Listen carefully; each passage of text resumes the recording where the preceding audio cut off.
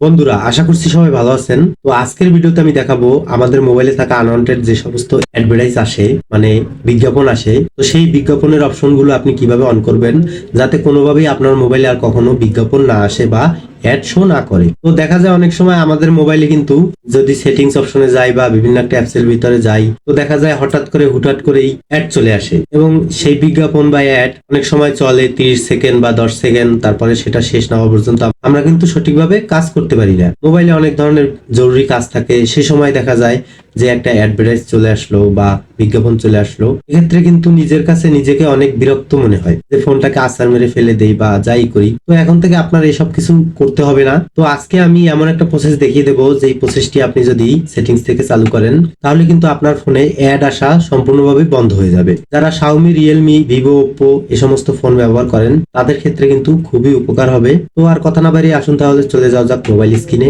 তো বন্ধুরা, মোবাইল স্ক্রিনে আসার পরে আপনি চলে যাবেন আপনার মোবাইলে থাকা যে সেটিংস অ্যাপ আছে সেই সেটিংস অ্যাপের ভিতরে। তো আমি এখানে একটি রিয়েলমি ফোন দিয়ে আপনাদের সেটিংসটা করে দেখাচ্ছি।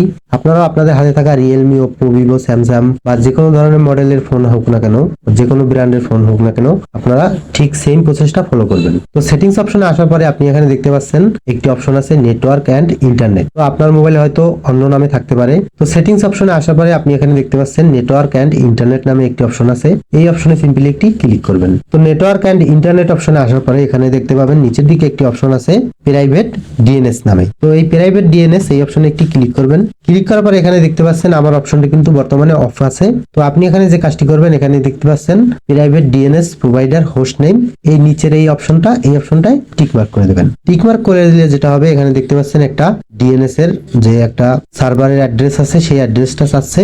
তো এখানে যেটা ডিফল্ট থাকবে সেটাকে আপনি এখান থেকে সিলেক্ট করে বা যেভাবেই হোক কেটে দিবেন। কেটে দেওয়ার পরে এরপরে আপনি এখানে লিখবেন, আমি দেখিয়ে দিচ্ছি সেটিংসটা আপনারা মনোযোগ সহকারে করবেন।